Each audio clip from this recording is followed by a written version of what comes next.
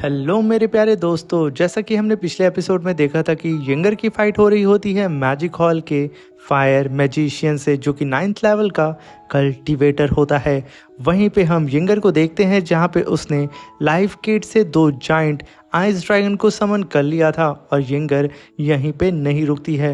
वो beast God की power को समन करके अपने दोनों ही ड्रैगन की पावर को अपग्रेड कर देती है और तभी वो दोनों ही जाइंट से आइस ड्रैगन अपनी अपनी पावर को मर्ज करना स्टार्ट कर देते हैं। और जैसे ही उन दोनों की पावर फ्यूज होती है वहाँ पे चारों ही तरफ आइस डोमेन बन जाता है, जिसकी वजह से वो फायर मैजिशियन इस फाइट को हार जाता है।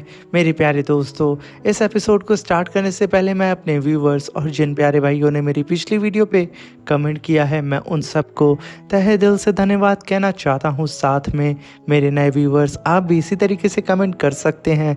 मैं आपके कमेंट का स्क्रीनशॉट लेके अपनी नेक्स्ट वीडियो में उसे शो ज़रूर करूँगा। साथ में मेरे प्यारे दोस्तों, इस वीडियो का लाइक एम 5000 है, तो प्लीज़ इसे कंप्लीट कर दीजिएगा। और आप लोग किस सिटी से मेरी इस एनिमे सीरीज़ को देख रहे हैं, कमेंट बॉक्स में हमें ज़रूर बताइएगा। अब बिना देर किए मेरे प्यारे दोस्तों, इस एपिसोड को हम स्टार्ट करते हैं। इस एपिसोड की स्टार्टिंग में हमें सीनियर चैन को दिखाया जाता है, जो कि अनाउंस करते हैं टेम्पल कंपटीशन के सेकेंड राउंड की फाइट को, जहां पे अगली फाइट होने वाली थी Dawn of Light versus Magic Hall. और तभी सीनियर चैन इन दोनों ही कल्टीवेटर को अरीना में बुलाते हैं, जहां पे सबसे पहले एंट्री होती है मैजिक हॉल की तरफ से मिस जुई की। और तभी अरीना में एंट्री होती है डॉन ऑफ लाइट की तरफ से मिस वोंग की।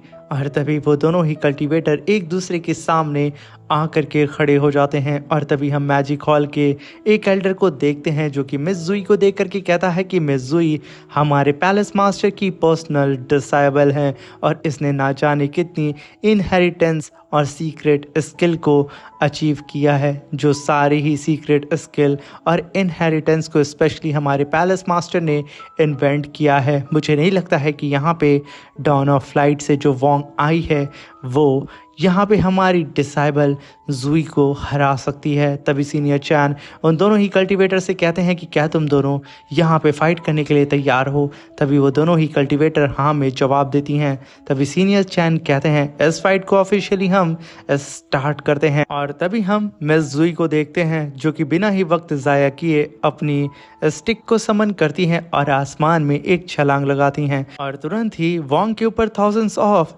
विंड लेजर बीम अटैक कर देती हैं। उस अटैक को देख करके वोंग तुरंत ही अपनी स्वॉर्ड को समन करती है और मुस्कुराते हुए अपने और प्रेशर को रिलीज करके सिर्फ हल्की सी एनर्जी अपनी स्वॉर्ड से रिलीज करती है। ये एक काफ़ी पावरफुल लेजर बीम अटैक था, जो कि मिस जुई के अटैक को हवा में ही डिस्ट्रॉय करके रख देता है। तभी मिस वोंग कहती हैं कि अगर तुम यहाँ पे मुझसे फाइट करना चाहती हो तो तुम्हें यहाँ पे कुछ डिसेंट अटैक मुझ पे करने होंगे। ये सुन करके यहाँ पे मिस जुई भड़क जाती हैं। वो गुस्से में आकर के कहती हैं कि तुम काफ़ी ज़्यादा एरोगेंट गर्ल हो। ये कहने के साथ वो अपनी स्टिक को फिर से नचाती हैं और thousands of slash attack array को समन करती हैं, जहां पे वोंग के चारों ही तरफ कई सारे स्पिरिचुअल बॉल आकर के अपीयर हो जाती हैं और वोंग उन सारे ही स्पिरिचुअल बॉल के बीच में खड़ी होती है, जैसे कि यहाँ पे वोंग को कोई फर्क ही नहीं पड़ रहा है। और तभी मिस जुई तुरंत ही उन सारे ही स्पिरिचुअल बॉल से वोंग के ऊपर अटैक कर देती हैं। तभी वोंग मुस्कुराते हुए कहती है कि बस क्या तुम इतना ही कर सकती हो। मैंने तो यहाँ पे सोचा था कि मैजिक हॉल के पैलेस मास्टर के डिसाइबल के अंदर काफ़ी ज़्यादा काबिलियत होगी। ये कहने के साथ वोंग अपने एक पैर को पीछे रखती है और तुरंत ही असुरा स्लैश अटैक को समन करती है। और जैसे ही वो सारे स्पिरिचुअल बॉल वोंग के सामने आते हैं, वोंग एक ही असुरा स्लैश अटैक के अंदर उन सारे की सारे स्पिरिचुअल बॉल को डिस्ट्रॉय करके रख देती है। और तभी वोंग मुस्कुराते हुए मिस जुई से कहती है कि जुई, मैंने तो सोचा था कि तुम मुझे 2 अटैक के अंदर पीछे कम से कम तो ढकेल दोगी ही, मगर अफसोस की बात यह है कि मैं अपनी जगह से एक कदम भी कहीं पे भी नहीं हिली हूँ। ये कहने के साथ वोंग अपने फर्नेस की पावर को समन करती है और तुरंत ही अपनी पावर को अनलेश करके सीधा ही मिस जुई से कहती है कि अब मेरी बारी है तुम पर अटैक करने की। ये कहने के साथ वो एक छलांग सीधा ही मिस जुई की तरफ लगा देती है। वोंग को अपनी तरफ आता हुआ देख करके मिस जुई फिर से 10,000 स्पिरिचुअल बॉल अटैक को समन करती हैं और सीधा ही लगातार वोंग के ऊपर सेम अटैक कर देती है। मगर वोंग तो एक एक करके उन सारे ही स्पिरिचुअल बॉल को अपनी जाइंट सी बोन सॉर्ड से डिस्ट्रॉय करते हुए जा रही होती है, जैसे कि यहाँ पे वोंग को ज़रा सा भी फर्क नहीं पड़ रहा हो मिस जुई की स्पिरिचुअल बॉल अटैक से। तभी वोंग एक स्पीड के साथ सीधा ही मिस जुई के काफ़ी करीब आ जाती है और तुरंत ही उठा करके अपनी शॉट को सीधा ही दे मारती है मिस जुई के ऊपर। ये देख करके मिस जुई काफ़ी ज़्यादा घबरा जाती है और उसकी शक्ल पे 12 बज चुके थे, मगर वो तुरंत ही वहाँ पे अपनी डिफेंसिव शील्ड को समन करके वोंग की शॉट को होल्ड करने की कोशिश करती है और कहती है कि आखिर ये लड़की क्या चीज़ है, ये तो बिल्कुल एक बीस्ट है। मगर तभी वोंग मुस्कुराते हुए सीधा ही मिस जुई से कहती है कि तुम्हारी शील्ड मेरी शॉट को रोक नहीं सकती है। ये कहने के साथ वो खींच करके एक राउंड किक सीधा ही अपने शॉट के एकदम टॉप पे दे मारती है। वोंग की एक किक लगना ही था, वहाँ से काफ़ी पावरफुल लेज़र बीम अटैक निकलती है जो कि सीधा ही जाकर के हिट करती है मिस जुई को और मिस जुई सीधा ही जाकर के बैटल फील्ड में धंस जाती हैं और चारों ही तरफ धुआं उड़ रहा होता है और वोंग की स्वॉर्ड दूर जाकर के बैटलफील्ड में गिर जाती है। और तभी वोंग अपनी स्वॉर्ड को फिर से वापस बुलाती है और मिस जुई से कहती है कि तुम्हारे लिए बेहतर यही होगा मिस जुई कि तुम अपने कदम को पीछे ले लो, क्योंकि तुम मुझसे फाइट करने के लिए वर्दी नहीं हो। ये सुन करके मिस जुई वहाँ पे काफ़ी ज़्यादा भड़क जाती है और वो अपने और प्रेशर को रिलीज़ करते हुए वोंग से कहती है कि तुमने यहाँ पे मुझे अंडरस्टिमेट करके बहुत बड़ी गलती कर दी है। ये कहने के साथ वो वहाँ पे अपने ब्लड, अपने हार्ट और अपनी सोल को और साथ में अपने एंगर तक को, यानी कि गुस्से को, इन सभी चीज़ों को मर्ज करना स्टार्ट कर देती है, जिसकी वजह से उसके आसपास मिस्टीरियस सा ऑरा आने लगता है। और तभी वहाँ पे मिस जुई विंड की पावर को भी अपनी बॉडी से फ्यूज़ करना स्टार्ट कर देती है, जिसकी वजह से बाहर जो स्पिरिचुअल शील्ड होती है अरीना के प्रोटेक्शन के लिए वो क्रैक होने लगती है। ये देख करके सीनियर चैन अपनी पावर से तुरंत ही उस स्पिरिचुअल शील्ड को रिपेयर करने लगते हैं और कहते हैं कि सच में मिस जुई की ये फॉरबिडन टेक्निक बहुत ही खतरनाक है। तभी मिस जुई कहती हैं कि वोंग, स्वागत है तुम्हारा मेरी फॉरबिडन स्पेल टेक्निक में। ये कहने के साथ वो एक जाइंट से ग्रीन येलो स्नेक को समन करती हैं और सीधा ही वोंग की ओर देखते हुए कहती है कि वोंग, अब तुम्हारे लिए बेहतर ये होगा कि तुम यहाँ से हार मान लो, क्योंकि अगर मैंने एक बार तुम पे अटैक कर दिया तो मैं इसे रोक भी नहीं पाऊंगी। वहीं पे मैजिक हॉल का एक डिसाइबल पागलों की तरह मिस जुई को देखते हुए कहता है कि मिस जुई यहाँ पे जिस सीक्रेट टेक्निक को इस्तेमाल कर रही हैं, इसे पैलेस मास्टर ली ने पर्सनली खुद से क्रिएट किया था। ये उनकी फॉरबिडन स्पेल टेक्निक है और ये मैजिक टेक्निक इतनी ज़्यादा ख़तरनाक है कि इन्होंने इस मैजिक टेक्निक से 3 डीमन गॉड्स को मार दिया था। वो तो इस टेक्निक के सामने सरवाइव भी नहीं कर पाए थे। तो क्या यहाँ पे डॉन ऑफ लाइट की वोंग इस अटैक से सरवाइव कर पाएगी? और वहीं पे जब ऑडियंस उस डिसेबल की बात सुनती है तो उन लोगों के भी होश यहाँ पे उड़ चुके थे, मगर उन लोगों के मन में एक चिंता खाए जा रही होती है। जैसा कि ये फॉरबिडन स्पेल टेक्निक बनाई गई है पैलेस मास्टर ली के द्वारा, तो क्या यहाँ पे मिस जुई की कल्टीवेशन लेवल इतनी ज़्यादा है कि वो इस मैजिक टेक्निक को हैंडल कर सकती है? कहीं ऐसा ना हो कि ये टेक्निक उसके ऊपर ही बैकलैश करके उसकी मेरिडियंस को डिस्ट्रॉय कर दे। ये कहने के साथ सब के सब अरीना की ओर देखने लगते हैं और तभी मैजिक हॉल का एल्डर मिस जुई को देखते हुए कहता है कि लगता है मुझे कि इस बार का मैच मेरी मैजिक हॉल ही जीतने वाला है। हमारे मैजिक हॉल के अंदर एक और पॉइंट ऐड होने वाले हैं। ये कहने के साथ वो वहाँ पे खुश हो रहा होता है। वहीं पे मिस जुई सीधा ही अपनी फॉरबिडन मैजिक स्पेल यानी कि इस ग्रीन ड्रैगन पाइथन से सीधा ही वोंग के ऊपर अटैक कर देती है। और उस ग्रीन ड्रैगन को वोंग की तरफ बढ़ता हुआ देख करके पूरी ही ऑडियंस वहाँ पे डर जाती है, कहीं ऐसा ना हो कि वोंग इस अटैक से मारी जाए। वहीं पे मिस जुई चिल्ला करके वोंग से कहती है कि तुम अभी तक बेवकूफ़ खड़ी हो, इस ड्रैगन के सामने से हट जाओ, मैं इसे वापस नहीं ले सकती हूँ। क्या तुम्हें ये बात सुनाई नहीं देती है? ये कहने के साथ वो यहाँ पे वोंग को हटने के लिए बोल रही होती है, मगर वोंग अभी भी उस ड्रैगन के सामने खड़ी होती है।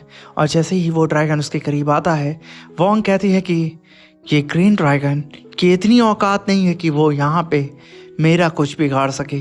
तुम्हारे पास विंड की पावर है, तो मैं तुम्हें बता दूं कि मैंने भी किसी से विंड की ही टेक्निक सीखी है। ये कहने के साथ वो अपनी पावर को रिलीज करते अपने पैर को ज़मीन पे पटकती है और तुरंत ही अपने रेड ब्लडी डोमेन को समन कर लेती है। और तभी हम देखते हैं कि चारों तरफ का ही एटमॉस्फेयर चेंज हो चुका था।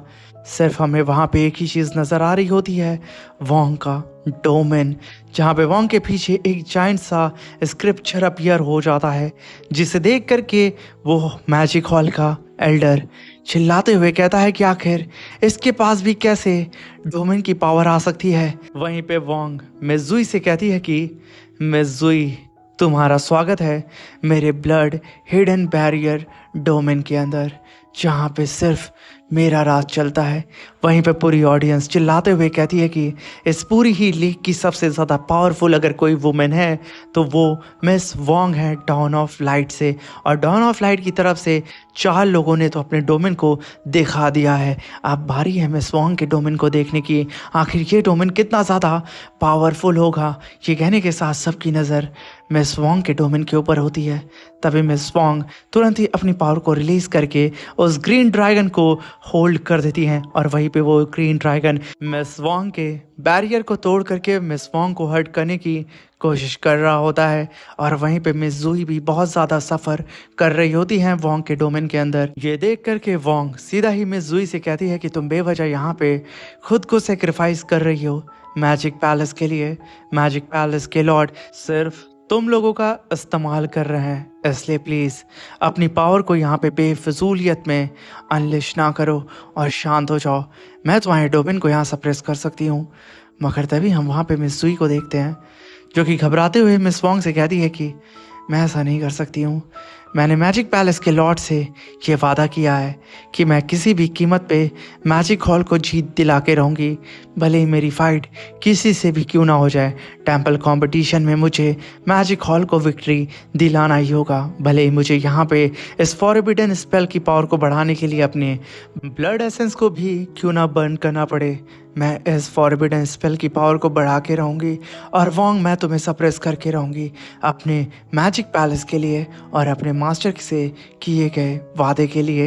ये कहने के साथ में जुई अपने ब्लड एसेंस को बर्न करने लगती हैं और अपने जाइंट से ग्रीन पाइथन स्नेक की पावर को बढ़ाने लगती हैं। ये देख करके वोंग कहती है कि अब मेरे पास यहाँ पे कोई चारा नहीं है तुम्हारे इस जाइंट से स्नेक को डिस्ट्रॉय करने में और साथ में तुम्हारे डोमेन की पावर को सप्रेस करने में। ये कहने के साथ वोंग अपनी मुट्ठी को बंद करती है, जिसकी वजह से थाउजेंड्स ऑफ स्लैश अटैक उस जाइंट से ग्रीन पाइथन के ऊपर लगने लगते हैं और एक ही बार में वो ग्रीन पाइथन वहीं पे डिस्ट्रॉय हो जाता है। और तभी हम एक ब्लास्ट के साथ मिस जुई को देखते हैं, जो कि सीधा ही जा करके नीचे गिरती हैं और वो ब्लास्ट इतना खतरनाक होता है कि मिस जुई सीधे ही जा करके स्पिरिचुअल शील्ड से टकरा जाते हैं। मगर यहाँ पे तो वो ठीक होते हैं। ये देख करके मिस जुई एकदम हैरान हो चुकी थी और वोंग की शॉट मिस जुई की गर्दन पे होती है, जहाँ पे वोंग कहती है कि मैंने यहाँ पे तुम्हारे मेरिडियंस को डिस्ट्रॉय होने से बचा लिया है बेवकूफ़। वहीं पे ग्रैंडपा लॉर्ड कुई हंसते हुए कहते हैं कि वोंग ने यहाँ पे मिस जुई के डोमेन को सप्रेस करके उसके ड्रैगन को डिस्ट्रॉय करके उसके मेरिडियंस को यहाँ पे डिस्ट्रॉय होने के साथ साथ उसकी लाइफ को भी यहाँ बचा लिया है। सच में वोंग पूरी ही तरीके से क्वालिफाई है हमारे वॉरियर हॉल की नई सक्सेसर बनने में। वहीं पे लॉर्ड रैन भी इस बात से बिल्कुल एग्री करते हैं। तभी हम वहाँ पे मैजिक हॉल के लॉर्ड को देखते हैं, जो कि वोंग को देखते हुए कहते हैं कि आखिर डॉन ऑफ लाइट की फाउंडेशन क्या है। इन लोगों के पास ऐसी एबिलिटी कैसे आ सकती है कि ये लोग अचानक 4 साल में ही अपने अपने डोमेन को क्रिएट कर सकते हैं। आखिर इनकी स्ट्रेंथ इतनी ज़्यादा कैसे बढ़ सकती है। ये कहने के साथ वो काफ़ी ज़्यादा सस्पेंस में सीधा ही बैटलफील्ड में वोंग की ओर देख रहे होते हैं। मगर तभी वोंग, जो कि अपनी शॉट को सीधा ही मिस जुई के सामने तानी होती है, उसे अपने पास रख करके अपने हाथ को बढ़ाते हुए मिस जुई से कहती है कि मैंने यहाँ पे तुम्हारी फाउंडेशन को डिस्ट्रॉय होने से इसलिए बचा लिया है क्योंकि एक टाइम में मुझे भी किसी ने मुझसे कहा था कि, जो कि वो मेरे सीनियर थे, मैं भी पावर के पीछे बिल्कुल पागल थी। मगर जब उन्होंने मुझे समझाया कि अगर मैं इसी तरीके से पावर को हासिल करने के लिए अपनी स्ट्रेंथ को बढ़ाने के लिए पागल हो जाऊंगी, तो वो पावर मुझ पे हावी हो जाएगी और मैं पावर की ही गुलाम बन करके रह जाऊंगी। और ये बात तुम पे भी लागू करती है, इसलिए आज से एक बात को गांठ बांध लो, कभी भी पावर के पीछे मत भागना। ये कहने के साथ वोंग तुरंत ही मिज़ुई को कहती है कि अब खड़ी हो जाओ, मगर तभी लॉर्ड रैन हंसते हुए कहते हैं कि मैंने ही तो वोंग को ये बात बताई थी लॉर्ड क्यू, तुम्हें याद है ना वो दिन जब वोंग ने पहली बार डीमन हंटिंग ग्रुप के कंपटीशन में पार्टिसिपेट किया था। तभी हम वहाँ पे वोंग को देखते हैं जो कि अपना हाथ आगे बढ़ा करके मिज़ुई को खड़ा करती है। और तभी मिज़ुई कहती है कि वोंग, मैं सच में काफ़ी ज़्यादा खुश हूँ कि मैं तुमसे हारी हूँ। और तभी सीनियर चैन वहाँ पे अनाउंस करते हैं कि डॉन ऑफ लाइट से मिस वोंग इस बैटल को जीत गई हैं और मैजिक हॉल से मिस जुई इस बैटल को हार गई हैं। तभी पूरी ही ऑडियंस वोंग के नारे लगाना शुरू कर देती है, क्योंकि सच में वोंग ने अपनी डोमेन की पावर को दिखा करके ये साबित कर दिया था कि इस लीग में सबसे ज़्यादा पावरफुल लेडी वही है। और तभी वोंग अपने साथियों के पास आती है, जहाँ पे लिंजी कहता है कि वोंग, तुमने मेरे ग्रैंडफादर की फॉरबिडन कर्ज मैजिक टेक्निक को डिस्ट्रॉय कर दिया है, सच में तुम ग्रेट हो। मगर तभी वोंग कहती है कि अगर यहाँ पे ग्रैंडपा लिन अपनी फॉरबिडन स्पेल टेक्निक को परफॉर्म करते तो मैं उसे कभी भी तोड़ नहीं पाती।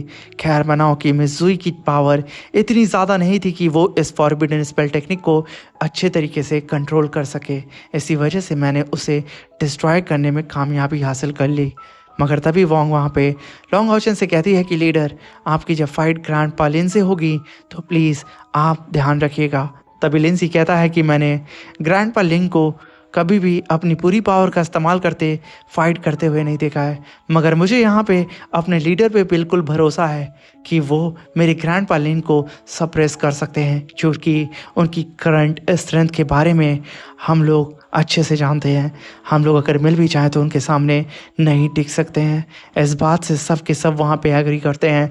और वहीं पे ग्रैंडपा लिन जो कि मिज़ुई को कंधा देते हुए उसे कहते हैं कि तुम परेशान ना हो, सब ठीक हो जाएगा, तुमने अच्छा किया। और तभी सीनियर चैन वहाँ पे अनाउंस करते हैं कि टेंपल कंपटीशन का सेकंड राउंड अब यहाँ पे ख़त्म होता है और सेकंड राउंड के चैंपियंस हैं 900 पॉइंट्स के साथ मैजिक हॉल। ये सुनने के साथ मैजिक हॉल की खुशी का ठिकाना नहीं होता है, वो सब के सब वहाँ पे चीयर अप करने लगते हैं एक दूसरे को। और तभी हम बोर्ड पे देखते हैं जहाँ पे नंबर 1 की पोजीशन मैजिक हॉल की होती है, जहाँ पे अभी इनके पास टोटल 25 पार्टिसिपेट किए हुए मेंबर्स होते हैं जो कि अभी तक हारे नहीं होते हैं। तभी लॉन्ग हॉचन अपनी पूरी टीम से कहता है कि दोस्तों, मैं तुम लोगों के भरोसे को टूटने नहीं दूंगा। जब भी मेरी फाइट ग्रैंडपा लिन से होगी मैं अपनी पूरी कोशिश करूंगा।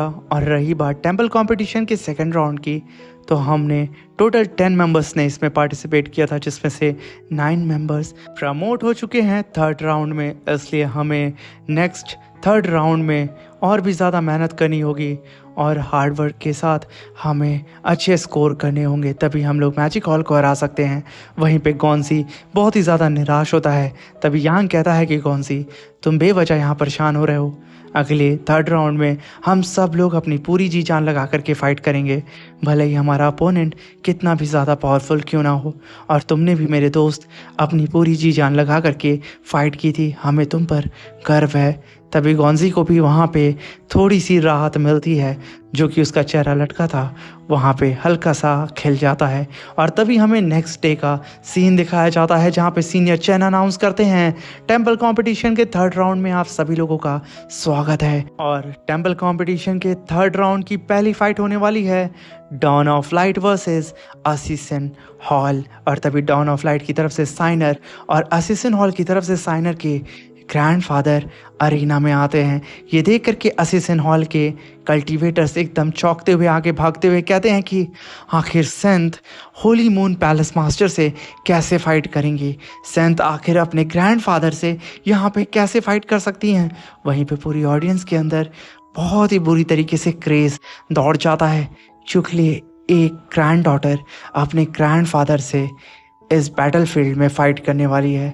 मेरे प्यारे दोस्तों, इसी के साथ ये एपिसोड ख़त्म होता है।